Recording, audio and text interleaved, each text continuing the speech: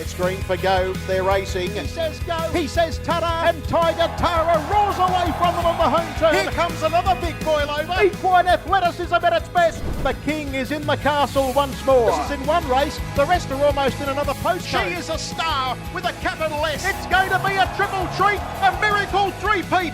Ladies and gentlemen, you have witnessed history here at Menangle. What about that? It's getting right up on the sprint lane and it's going to bolt in.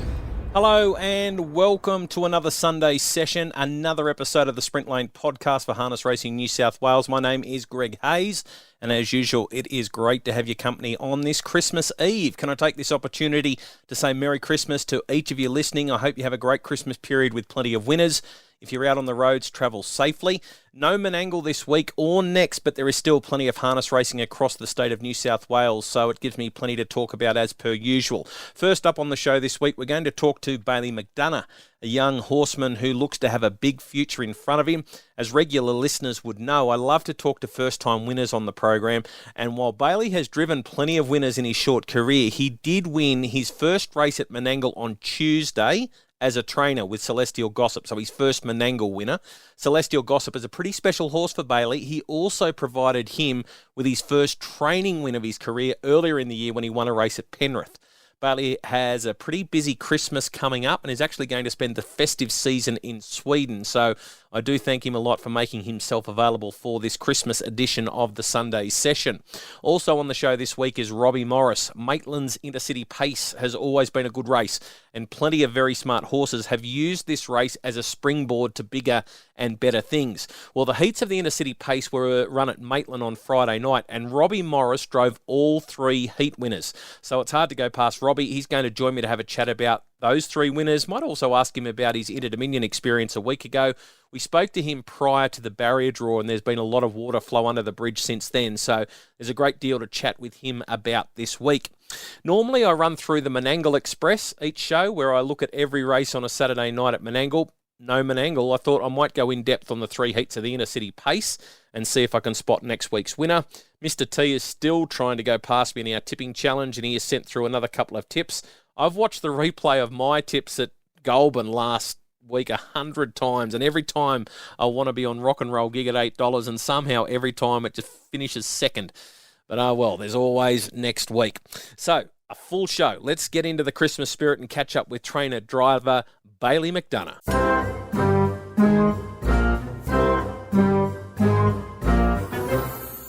The leader is still giving here, Celestial Gossip at Boulder's odds. Out after it now, Teresa Love and Freddie Singh is letting down with a good run. It's Celestial Gossip coming at it as Freddie Singh. Late down the outside, Carlo Gambino, but it's going to go all the way. Celestial Gossip in a boil over.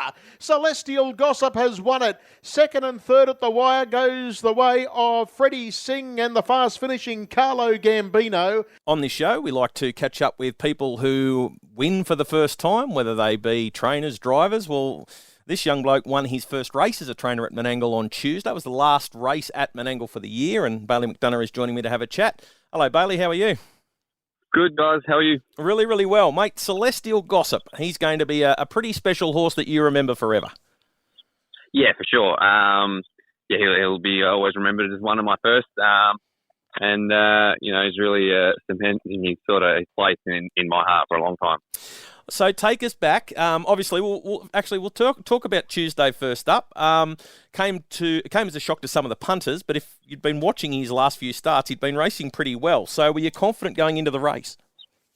Yeah, I was actually really confident. It was just a matter of if he could get to the top.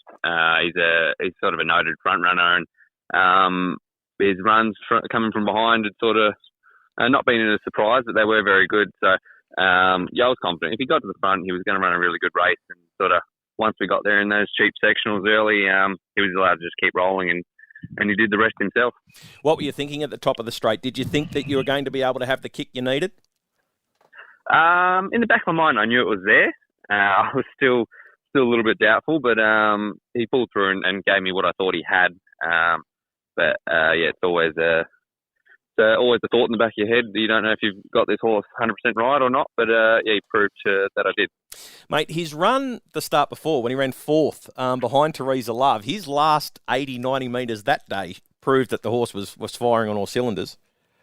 Yeah, he doesn't have that high point-to-point speed. It sort of takes him a little bit to wind up, and like you said, his actually last three sectionals were all and just covered around 27 and a bit. So I was stoked with him that day, and I think that probably just, if you weren't looking too closely, it left him a little bit under the radar for this week. But if you're anyone that watched him and sort of took note, you would have had him finishing a bit closer Tuesday just gone. Yeah. Tell us the story behind him, because you had a bit to do with him.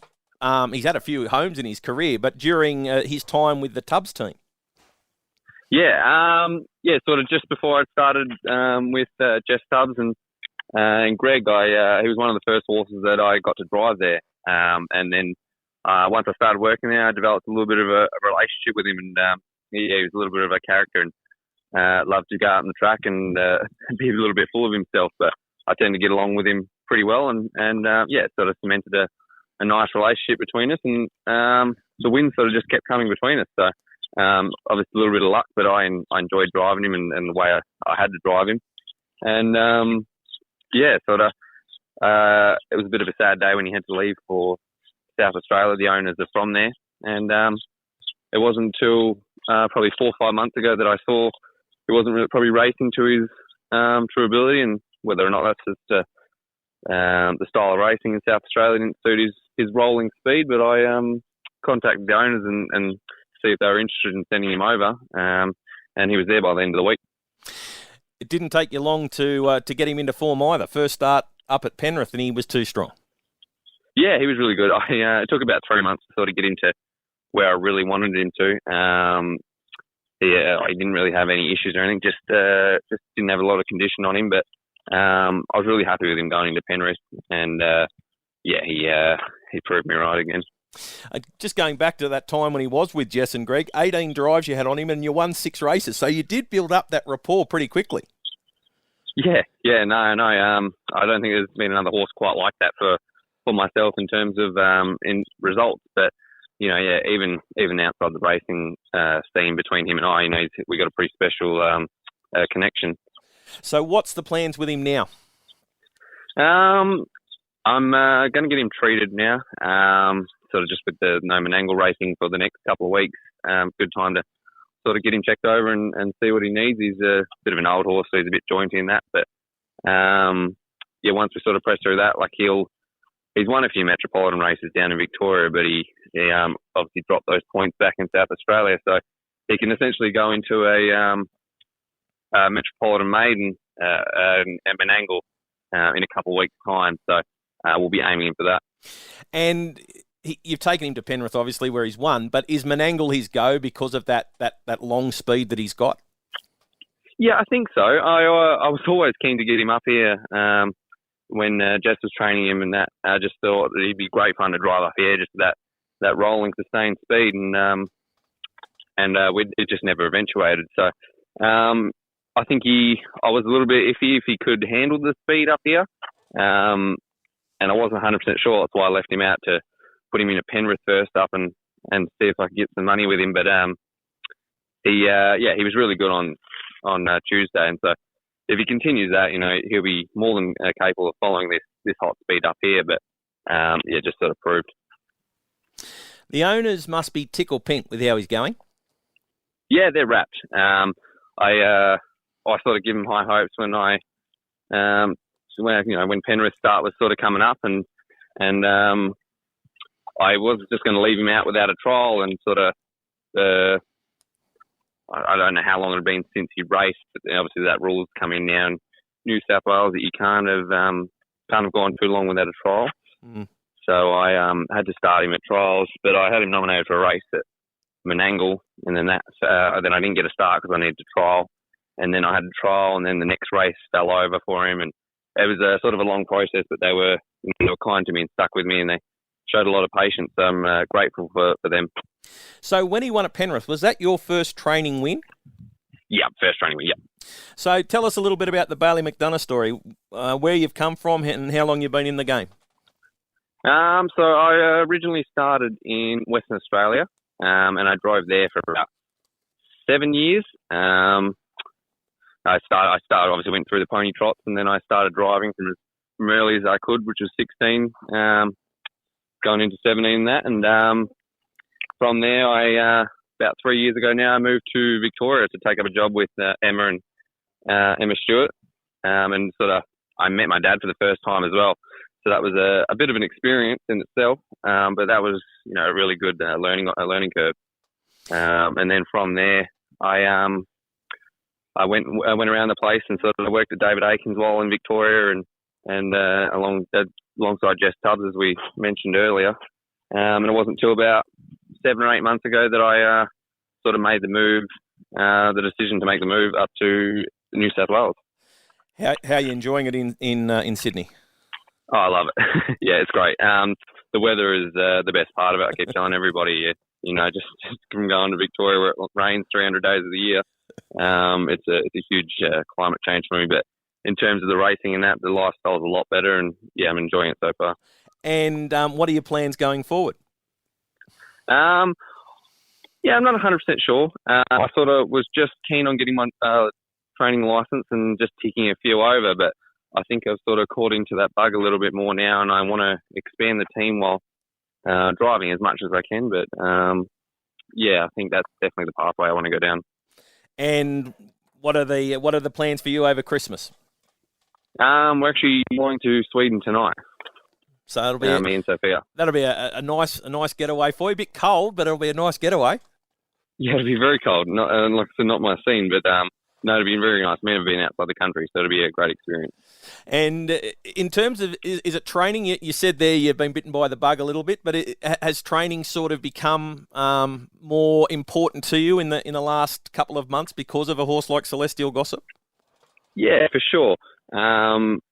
It sort of makes a difference when you got those horses that you really want to see get going and get the results for, but it definitely helps grow that passion with a horse like him. But it wasn't sort of, I was always keen on doing the driving full time if I could, but it wasn't.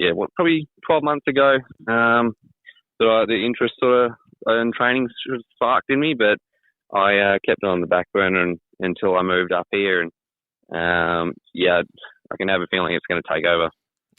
How many horses you got up outside of Celestial Gossip? Just one other, a yearling filly. Okay. And showing ability, or hasn't done much? Hasn't done a lot. Just starting a second preparation now. So she seems right from what she did in her first prep, and fingers crossed she does a job. Well, mate, you're kicking plenty of goals. You're doing a really good job, and we wish you all the best of luck after Christmas and going forward. I appreciate that. Thank you very much. There he is, Bailey McDonough, joining us to have a chat about Celestial Gossip winning on Tuesday.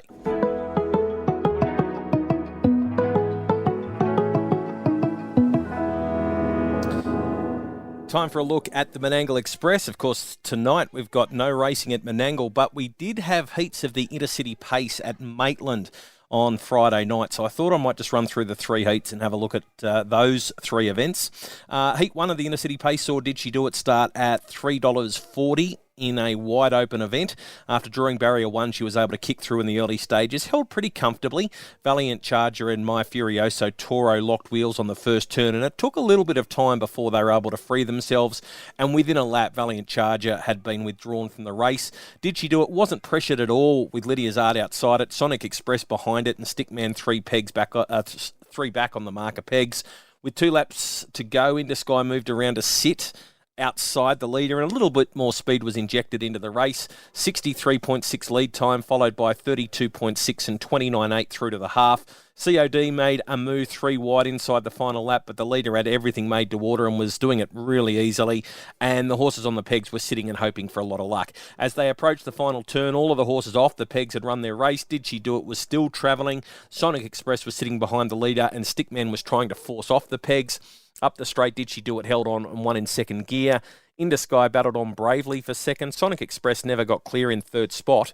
Stickman was really good in fourth, looking for a run, and got into a pushing battle with Lydia's Art late in the race. Outside of the winner, Stickman was the one from the first heat. To follow, Hands On was the dominant favourite in heat number 2 at $2.20 off the second line. Classic Major and Abstract Art showed speed at the start and crossed down, with Classic Major holding the front in the run to the first turn. Abstract Art was in the chair, Sweet Creation was behind the leader, Ultra Bliss in the 1-1, and Stealth Bomber was 3 pegs after showing no speed in the early stages at all. Robbie Morris moved around to the chair with hands on and found himself outside the leader with more than 2 laps to go, but when he got there, he got a big hit to his helmet from Abstract Art, and Abstract Art raced very ungenerously, lost its spot in the running line. I actually thought Grace Panella was going to pull it out of the race down the back straight, but continued to follow them around. The lead time was much quicker than the first heat, 59.6, followed by slow quarters of 32.4 and 31.3. In the mix-up down the back straight, Sunshine Pepper was able to push into the running line. Inside the final lap, Hands On went to the front as Classic Major began to tire, and Robbie Morris was happy to let Hands On stride. Sweet Creation managed to squeeze off the inside, forcing Ultra Bliss out wider on the track, and Sunshine Pepper made its run at them very wide. Meanwhile, the leader was off and gone, giving Morris the first 2 heats with Hands On winning easily. Stealth Bomber finished second after sitting 3 pegs. Gate speed's a real issue with it. Peyton's Rock worked home from near the tail of the field for third, while Sunshine Pepper got tired after making its run wide on the track. Better to Be Tricky was the $2.20 favourite in the third heat as Morris went for a clean sweep. There was a bit of speed in the early stages as Luigi tried to cross Jeffcoat, and it wasn't until they had raced into the back straight the first time that Luigi decided to take the sit. Morris on Better to Be Tricky let him balance up before going forward and putting pressure on Jeffcoat, who relented immediately. Whiskey Girl was first over, Hey There Joe second over, and Tiger third over. Wallaroy Boy was very untractable from the start. With 1.5 laps to go, Our Ideal Dream got away from the inside and went 3 wide and moved around to the chair. The leader looked to be over racing. Slow lead time of 63 seconds, followed by a slow first quarter of 32, but then the speed quickened right up. Better to Be Tricky started to pull away from them down the back straight the final time. Our Ideal Dream had run its race, so too had Luigi, and a few of the drivers had to look to save ground and were weaving in and out. Racing Paula came around the tying Luigi, and Rouge Bling followed. And then on the final turn, Racing Paula stayed to the inside looking for a run on the back of Jeffcoat, while Rouge Bling eased to the outside and found clear air wider on the track. Better to Be Tricky was never in any danger, won comfortably. Rouge Bling got second on the back of a top drive by Grace Panella. Jeffcoat held on for third after being worked early, while Racing Paula never got a crack at them in the straight and was down the track. The second and the third heats ran exactly the same time. Best of the heats wins, in my opinion, was Hands On after it was forced to do a lot of work and put them away after racing outside the leader. Best of the beaten runners was Stickman in the first heat, and the best beaten drive in the 3 heats was Grace Panella on Rouge Bling, an absolute cracker, finishing second in that final heat. But I think Hands On is the one to beat in the final.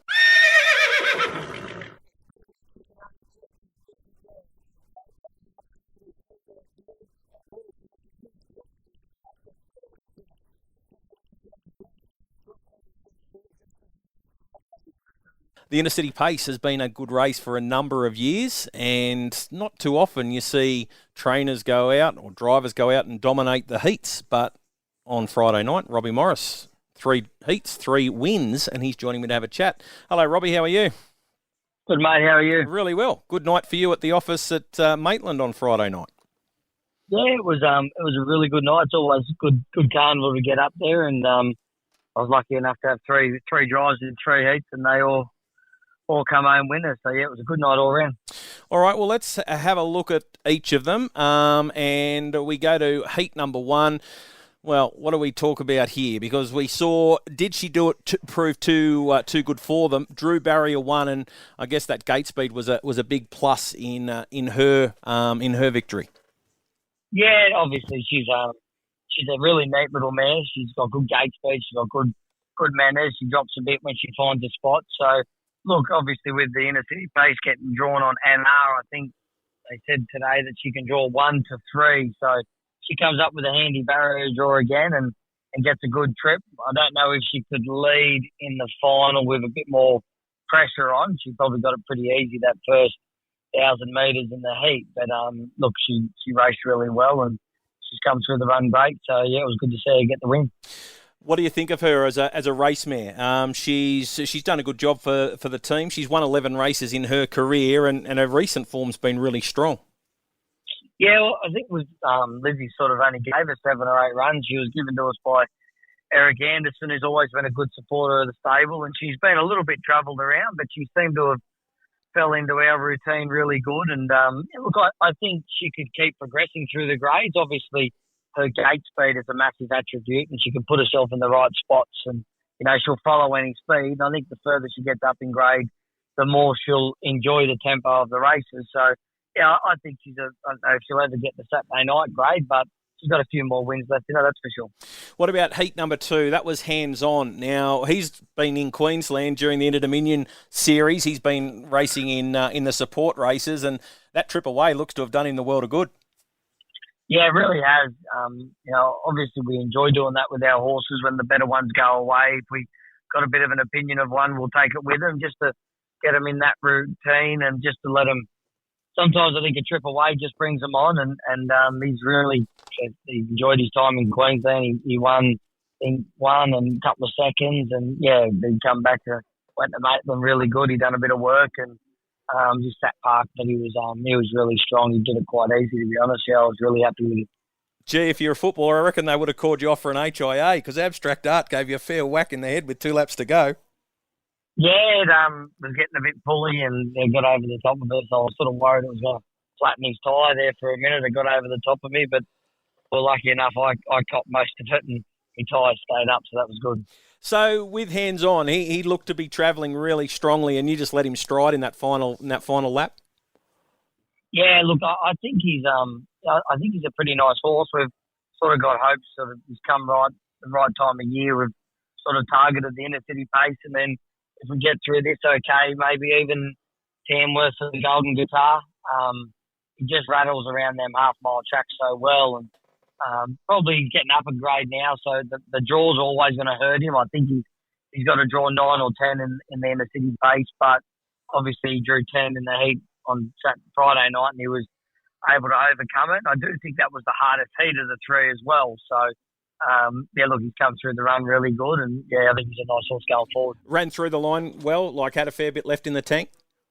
Yeah, I didn't even. He's typical betters. He only does what he has to, but I didn't pull the earplugs or the dollies, and he always gives a good couple of lengths kick when I pull them. So he did it really good. He was well and truly doing it very easy. What about Better to Be Tricky? It looked to be getting up on the Chewy, and despite the quarters, the second quarter 28-4, 28-9, 28-7 looked to be going pretty keenly though. Yeah, old Tricky, he had a wow of a time out in front. It's been a long time since he's been able to get out in front and roll along like that. He's been a great horse to the stable, and his connections have been super with us, and he's raced a lot of years now, and he's done such a good job, and it's just one of them horses that you love to have in the stable, and it was good to see him rewarded for that. I think he's going to draw 4 with the way that everything qualified, so if he was able to get to the top again and run them sectionals, he'll be hard to chase. He likes that, getting out in front and bowling along, and I think he ran the last 3 quarters there on Friday night, sort of 28-8, 28-1 and 28-7. So, when they're running them sectionals around Maitland, they're hard to chase. There was some speed underneath you in the early stages with Luigi and also Jeffcoat. If you wanted to be a part of that speed burn, could you have been? Yeah, I could have been. There wasn't any need to. Yeah. On paper, it just looked like they were going to try and sort each other out early, and whichever one won that little battle would be happy with a sit. So I was just happy to make sure I stayed in front of me, main dangers behind me, and yeah, I was just happy to let them sort themselves out early. But if I wanted to, we could have, yeah. So who do you drive in the final? I'm going to stick with Hands On. He's a favourite of mine, and he's such a cool dude. I'm going to stick with Hands On. And then Josh picks up the drive on the second stringer, or has that decision been made yet? Yeah, I sort of leave that to Josh. I'd say he'll, judging on the way they felt and the way they raced, I'd say he'd pick Tricky, and then that'll leave the door open for Chloe Formosa, who's been doing a really good job as a junior driver for us, and she'll drive Did She Do It. So what's the story with Chloe? How long has she been working for the team? I think Chloe's been working for us for just over 6 months.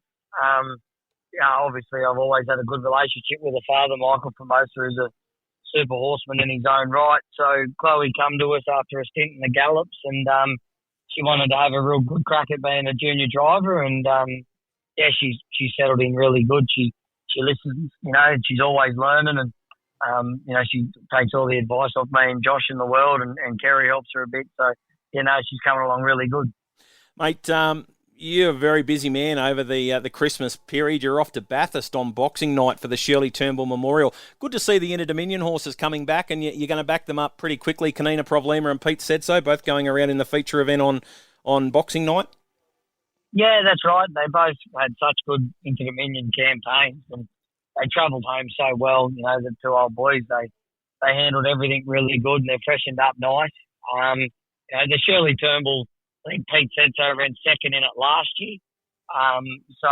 It's been a race that we've had a little bit of luck in, so hopefully we can get up there, and we've got two really good shows in Kanina Problema and Pete said so. How have they pulled up after the Inter-Dominion series? Did it knock them around at all? Nah, they're easy going, the pair of the lads. They've pulled up. Honestly, you wouldn't know they've had the 4 runs in such quick concession. They've pulled up great. They've come home good.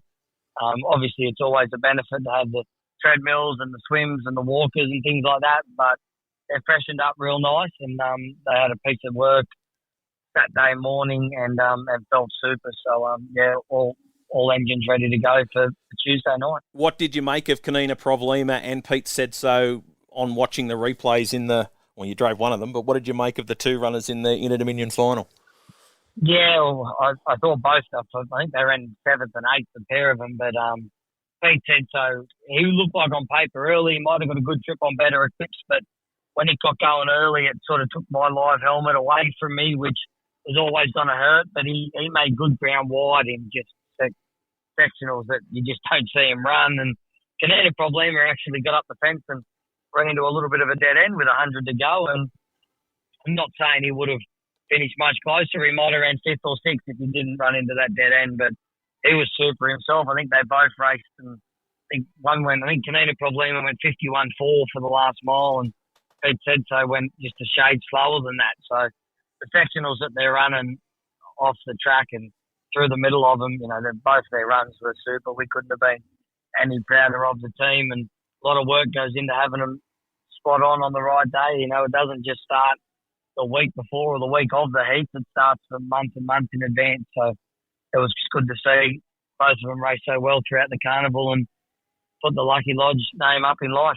Mate, you're a family man. Christmas time, pretty special time for you and the family?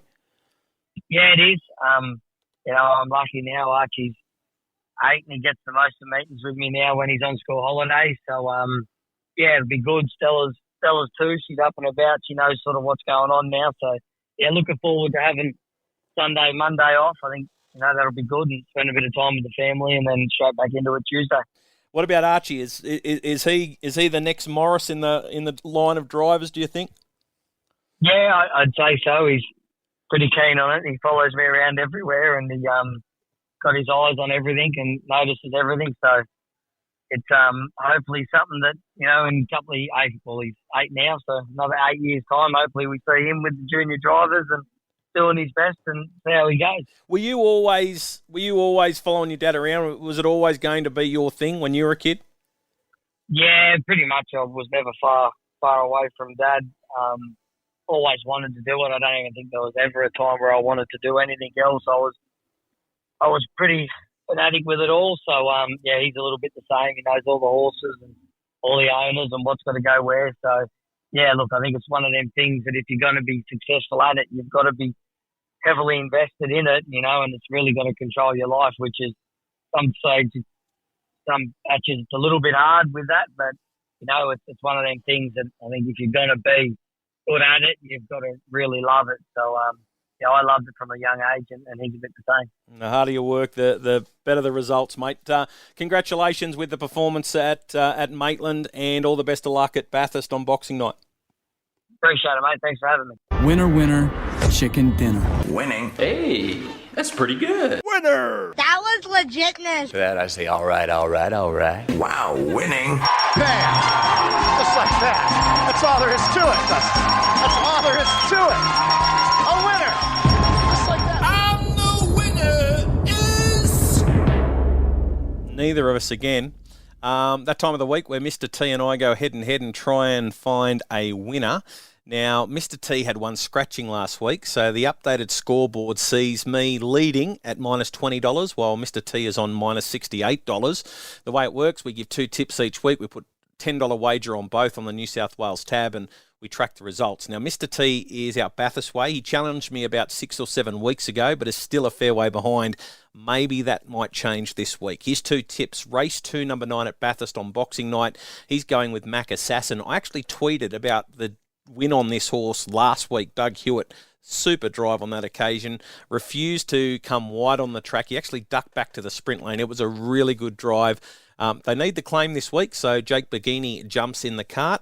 So that is race 2, number 9, and that's Mac Assassin. And the second one for Mr. T is race 5, number 1, Balraj. He must have been listening to the podcast on repeat, because I've been talking up Balraj start after start.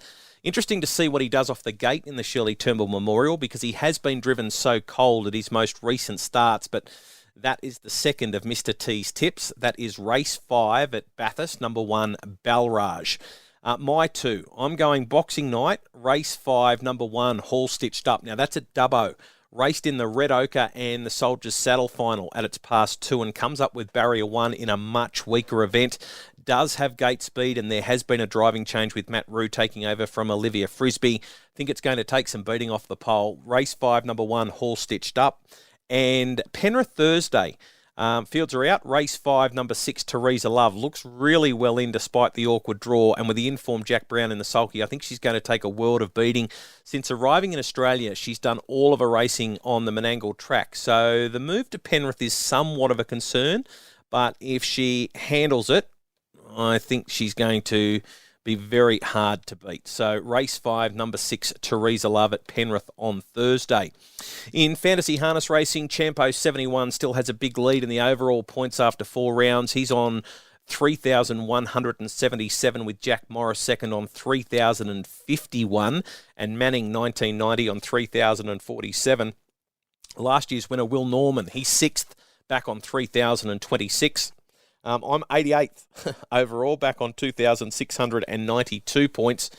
Round 4 this week was won by Hamish with 782 in front of Luke Tabone on 767 and Paddy B on 763. Interesting week with your captain this week with no Menangle. Big meeting at Bathurst and a chance to earn some big points. I think I might be making my captain Robbie Morris this week because he's doing plenty of driving. Good luck on what you choose to do and who you make your captain and who you trade in and out of your team. That just about wraps up the podcast for this week. A huge Merry Christmas to everyone and all the best for the new year. Big thanks to both Bailey and Robbie for joining me on this Christmas edition. I'll be back with another podcast next week as we look to welcome in the new year. Might see next week if we can go through and have a look at some of the highlights from 2023 and what we can look forward to in 2024. Have a great week, and I'll catch you next Sunday for the Sunday session.